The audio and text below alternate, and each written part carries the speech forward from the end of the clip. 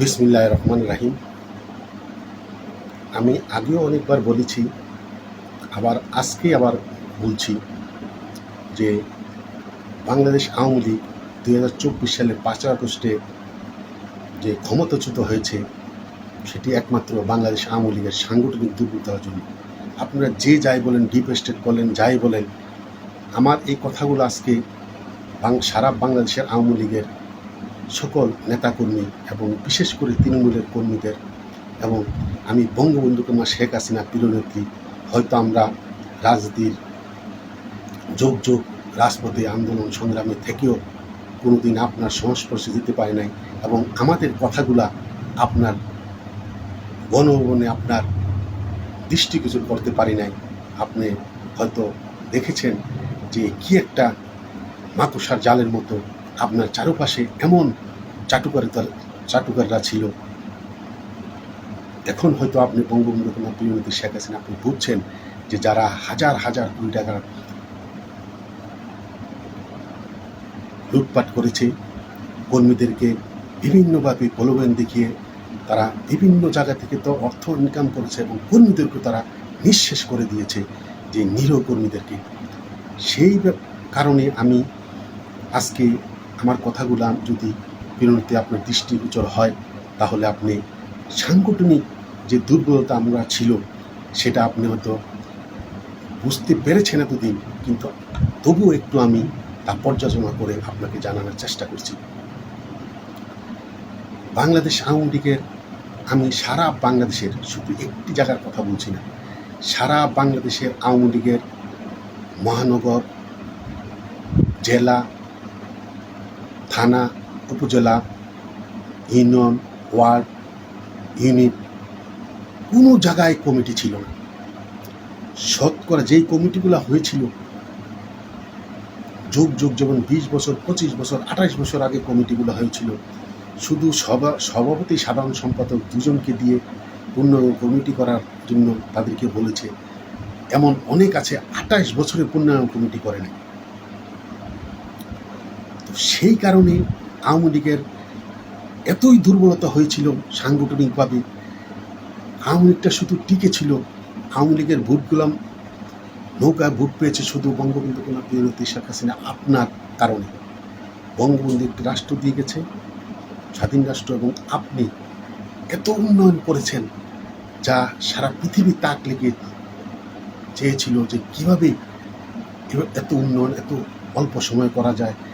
সেটা দেখেই আপনি এও দেখেছেন বারাক ওবামা যখন প্রেসিডেন্ট ছিল আমেরিকার, তখন তার বাবার দেশ আফ্রিকাতে, ওখানে যে তিনি বলেছিল যে দেশের উন্নয়ন কীভাবে করতে তা দেখতে হলে তোমরা বাংলাদেশে যে শেখ হাসিনার কীভাবে দেশটিকে উন্নয়ন করেছে সেটি তোমরা ফলো করো। আমি সংক্ষেপে কথাগুলো বলছি। সেই কারণে সারা দেশের মানুষ আপনার প্রতি আকৃষ্ট ছিল, কিন্তু আমাদের যে আওয়ামী লীগের নেতাকর্মীরা, তাদের কারণে আওয়ামী লীগ এতই বিতর্কিত হয়েছিল জনগণের কাছে, যা আমরা তৃণমূল থেকে দেখেছি। মানুষ আওয়ামী লীগের নেতাদের নামে শুনতে পারতেছ না, খালি বলতো ওগুলো চোর, বাটপার, চাঁদাবাজ, ধান্দাবাজ, তাই বলতো। কিন্তু আসলেও তাই হয়েছিল। আমরা যাদেরকে আমরা আইকন নেতা ভাবতাম, যাদের পিছনে রাজনীতি করেছি, তাদেরকে দেখেছি কিভাবে তারা টাকার পিছনে ঘুরেছে। যারা যুগ যেসব কর্মীদেরকে নিয়ে রাজপথে আন্দোলন সংগ্রাম করেছে, সেই কর্মীদেরকে কীভাবে তুচ্ছ তাচ্ছল্য করেছে। কর্মীদের ক্ষমতায় দীর্ঘদিন থাকার পরও কর্মীরা না খেয়ে মরছে, তাদের দিকেও কেউ কর্ণপাত করে নাই। আমি সংক্ষেপে একটু কথা বলতে চাই। চট্টগ্রাম মহানগরে আজম ও নাসির এবং যেই মহিউদ্দিন চৌধুরী যেই দ্বন্দ্বটা, এই দ্বন্দ্বটা চট্টগ্রামকে আওয়ামী লীগকে নিঃশেষ করে দিয়েছিল। প্রিয়নেত্রী, আপনি যখন, আমি আমার দৃষ্টিকোণ থেকে বলছি, যেহেতু আমি ছোটোবেলা চট্টগ্রাম ছিলাম, বড় হয়েছি, আমি অনেক কিছু নিজে দেখেছি। তো আজম ও নাসিরকে প্রায় 24 বছর তাকে কোনো কমিটিতে, আওয়ামী লীগের বা কোনো অঙ্গ সংগঠনের কমিটিতে রাখা হয় না। যখন তাকে মহানগর আওয়ামী লীগের সাধারণ সম্পাদক করা হয়েছে, মহিউদ্দিন চৌধুরী সভাপতি হয়েছে এবং তিনি আজম নাসির মেয়র হয়েছে, চট্টগ্রাম ইতিহাসে এত অল্প সময়ে এত উন্নয়ন করেছে। এবং মহিউদ্দিন চৌধুরী এবং আজম নাসিরের দ্বন্দ্ব থাকলেও তাদের কারণে বৃহত্তর চট্টগ্রামে প্রতিটি নির্বাচনী আসনে আওয়ামী লীগের বিপুল ভোটে জয়কার হয়েছিল এবং আওয়ামী লীগ অত্যন্ত শক্তিশালী হয়েছিল, এখনও শক্তিশালী আছে বলে আমার বিশ্বাস। আমি চাই এখন নৌফেল এবং আজম নাসিরকে চট্টগ্রাম আওয়ামী লীগের মধ্যে তাদের ঐক্যবদ্ধ রেখে চট্টগ্রাম আওয়ামী এগিয়ে নিয়ে যাওয়া হোক। লেখাপড়ার কারণে আমি কুমিল্লা শহরে ছিলাম। কুমিল্লা শহরে তরুণ যুবকদের হৃদয়ের স্পন্দন ছিল আকমা বাহার। আমরা যখন ছাত্র রাজনীতি করেছি কুমিল্লা ভিক্টোরিয়া কলেজে, তিনি তখন যুবলীগ করতেন। তার এতই জনপ্রিয়তা ছিল, কিন্তু তাকে এমনভাবে তাকে চাপিয়ে রাখা হয়েছিল যে আফজল খান তার স্থানীয় একটা দাপট দেখিয়ে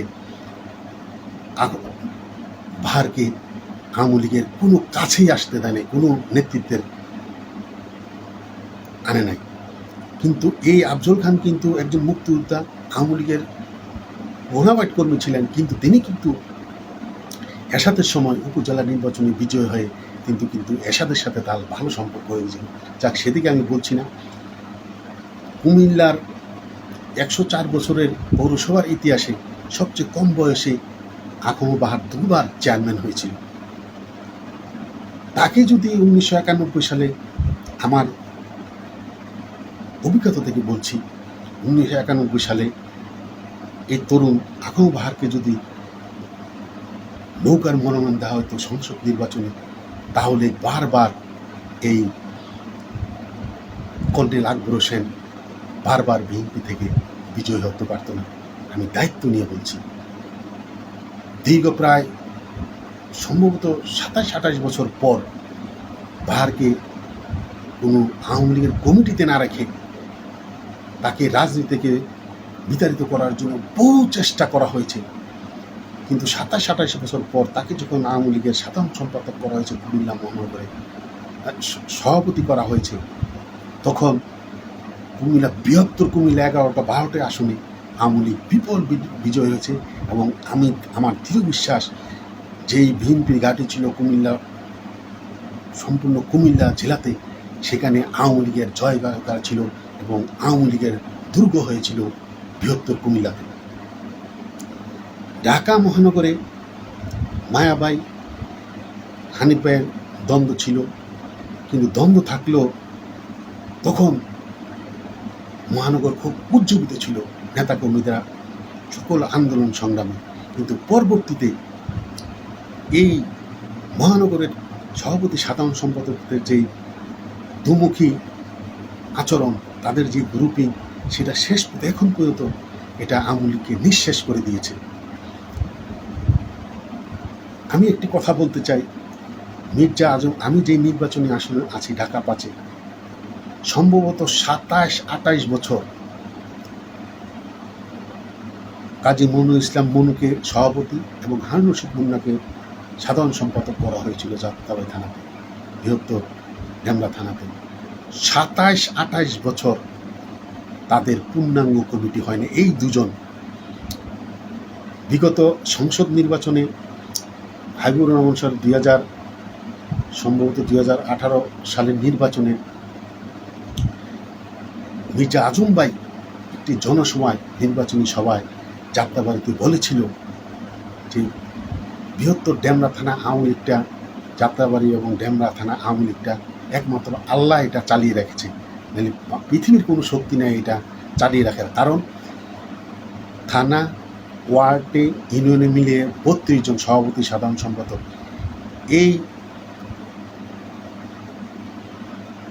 প্রায় 6 লাখ ভোটারের মধ্যে এই 32 জন নেতাই 2 যুগ নেতৃত্ব যাচ্ছে এই 32 জনের নেতৃত্বে এই 6 লাখ 6.5 লাখ ভোটার এখানে 27-28 বছর পূর্ণাঙ্গ কমিটি নাই।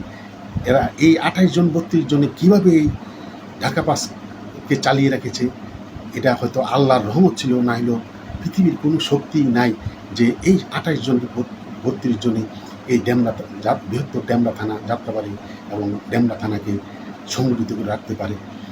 তাই প্রিয় নেত্রী, আপনি এখন বোঝেন 27-28 বছর যদি পূর্ণাঙ্গ কমিটি না হয়, এই প্রজন্মের কত ছাত্রলীগ, যুবলীগ, হাজার হাজার ছাত্রলীগ, যুবলীগের তারা আর জীবনে অনেকে জীবদ্দশায় আর কমিটিতে নাম লেখাতেও পারে না।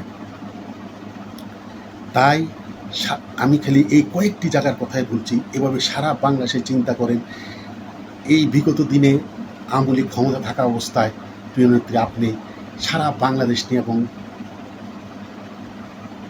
প্রাদেশিক বাংলাদেশ ছাড়াও বহির্বিশ্বকে, আমেরিকা, চায়না, ভারত এবং বিভিন্ন রাশিয়া, বিভিন্ন দেশের সাথে আপনার যে তাদের সাথে যে ডিপ্লোমেট করে আপনি রাষ্ট্রকে একটি এগিয়ে নিয়ে যাচ্ছেন। আপনি হয়তো সময় দিতে পারেন না রাষ্ট্রীয় কাজে, কিন্তু সারা বাংলাদেশে আপনি যাদেরকে দায়িত্ব দিয়েছিলেন, মন্ত্রী, এমপি, দায়িত্বশীল নেতারা যারা দায়িত্বরত, তারা কেউই, সবাই খালি অর্থর দিকে, আপনি যার দিকে দেখবেন। আমি 1982 সাল থেকে ঢাকা মহানগর আওয়ামী লীগ, আমি কুমিল্লা থেকে ঢাকা এসে 82 সালে ঢাকা মহানগর আওয়ামী লীগের প্রতিটি প্রোগ্রাম, প্রতিটি আন্দোলন সংগ্রামে ছিলাম, দেখেছি প্রতিটি নেতাদেরকে, দেখেছি যাদেরকে দেখেছি। আপনিও প্রিয় নেত্রী, আপনিও দেখেছেন যে তখন এই পার্টি অফিসের সামনে টুল লাগিয়ে, রিলিভিং চেয়ার, কাঠের চেয়ারগুলা লাগিয়ে তখন মায়াবাই এরা বসে থাকতো। ওমর ভাই, আক্তারুল আলম, ফয়েজ ভাই, পাহাড়ি ভাই, আজিজ ভাই, এই যারা ছিল তারা বসে থাকতো, বাদাম খেত। দুপুরবেলা তাদেরকে ভাতও খেতে দেখে নেয়, হয়তো সিঙ্গারা এসে এনে খেত। আবার হয়তো কেউ গিয়ে হয়তো ইটালিয়ান হোটেল, ইট বিছানো যেই হোটেলগুলা, ওই হোটেলে গিয়ে ভাত খেত।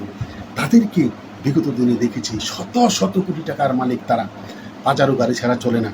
কিন্তু ওই 82, 83, 84, 90 দশকে, 80 দশকে যাদেরকে দেখেছি এবং পার্টিগুলির সামনে টাঙ্গালির মতো এই পার্টিগুলি সকাল বিকাল দলের কাজ করেছে, এই আমাদের মতো এই কর্মীরা এই বিগত এত বছর আওয়ামী লীগ ক্ষমতা থাকার পরও আমাদের অবস্থা ঠিক আগেরই মতো রয়েছে, আমাদের কোনো পরিবর্তন হয় না। কারণ যাকে আপনি দায়িত্ব দিয়েছেন, নেতা বানিয়েছেন, মন্ত্রী বানিয়েছেন, এমপি বানিয়েছেন, সে তার শালা, সম্বন্ধী, ভাই, স্ত্রী, পুত্র, মেয়ে, কাজের ছেলে এবং কাজের মেয়েকে বিয়ে দিয়ে তাদেরকে দৃষ্টিপুষ্ট করেছে। বাস টার্মিনাল, টেম্পু টার্মিনাল, স্কুল কলেজ, বালুমহল, জমির দালালি, এমন কোনো কাজ নাই তাদের আত্মীয় স্বজনকে দিয়ে এভাবেই দলটিকে পরিবারতন্ত্র করেছে। আর আওয়ামী লীগের লাখো লাখো কর্মীরা সারা দেশে তারা ক্ষমতায়, বিরোধী দলের থাকা অবস্থায় যে অবস্থায় ছিল, এত বছর ক্ষমতায় থাকলেও আওয়ামী লীগের নেতাকর্মীরা সেই একই অবস্থায় ছিল, তাদের কোনো পরিবর্তন হয় নাই। আমি দল ক্ষমতা থাকা অবস্থায় এই যে কর্মীদেরকে কীভাবে বলির পাঠা বানিয়েছে, প্রিয় নেত্রী, আপনার দৃষ্টি আকর্ষণ করতে চাই। যোগ কমিটি হয় নাই। আপনাকে আমি বোঝাচ্ছি যে আপনি একটা থানা কমিটি দিয়েছেন, সভাপতি, সাধারণ সম্পাদক, ওয়ার্ডে সভাপতি, সাধারণ সম্পাদক। এই দেওয়ার পর তাদেরকে বলা ছিল 6 মাসের মধ্যে, 3 মাসের মধ্যে পূর্ণাঙ্গ কমিটি করবেন। তারা যোগ এই কমিটি পূর্ণাঙ্গ করে নাই। তারা মনে করেছে থানাতে যদি 71 সদস্য কমিটি হয় তাহলে 69 জনকে নিতে হবে। তারা বিভিন্ন জায়গায় কোটি কোটি টাকা যে চাঁদাবাজি করেছে, অর্থ ইনকাম করেছে, পূর্ণাঙ্গ কমিটি করলে এই 69 জনকে তারা এই টাকাগুলা দিতে হবে। তাই তারা সভাপতি, সাধারণ সম্পাদক মিলে সব জায়গায় লুটেপুটে খেয়েছে। আর খাড়ার উপরে মরার গা, তারা তো লুটেপুটে এভাবে খেয়েছে। এরপরে এই কর্মীদেরকে থানাতে তাকে যুগ্ম সাধারণ করা হবে, সাংগঠনিক ছানাতের পদ দেওয়া হবে, ওয়ার্ডে সভাপতি সাধারণ সম্পাদক দেওয়া হবে, এভাবে বলে 10-12 জনের থেকে প্রতি ওয়ার্ডে 15 জন 20 জনের থেকে সভাপতি সাধারণ সম্পাদক করা হবে বলে তারা থেকে লাখ লাখ লাখ লাখ টাকা এভাবে নিয়েছে। যেমন মানুষের মাংস মানুষ খায় না, পশুর মাংস খায় না, কিন্তু এই নেতারা ঠিক এই নিরীহ কর্মীদেরকে আমি এমন অনেক দেখেছি, কর্মী বাচ্চার দুধের টাকা দিয়ে সে মিটিংয়ের মধ্যে লোকজন নিয়ে মিটিংয়ে গিয়েছে এবং বউর স্বর্ণ বন্ধক দিয়ে স্বর্ণ বিক্রি করে নেতাকে টাকা দিয়েছে, তাকে ওয়ার্ডের সভাপতি সাধারণ সম্পাদক করবে। এমন অনেক ঘটনা আমি নিজের চোখের সামনে দেখেছি। তাই এভাবে যে নেতারা এই আওয়ামী লীগ ক্ষমতা থাকা অবস্থায় এই কর্মীদেরকে তারা নিঃশেষ করে দিয়েছে, শুধু 1 বছর 2 বছর নয়, 12 বছর 14 বছর 15 বছর এভাবেই কর্মীদেরকে তারা তাদেরকে চুষে বসে খেয়েছে। এরপরেও আরেকটি কথা, এই যে কর্মীদেরকে তারা পদ দিবে, এরপরেও তারা বিএনপি জামাতের লোককে তারা টাকা নিয়ে তাদেরকে এই সভাপতি সাধারণ সম্পাদক ওয়ার্ডে করবে, এই থানাতে পদ দিবে।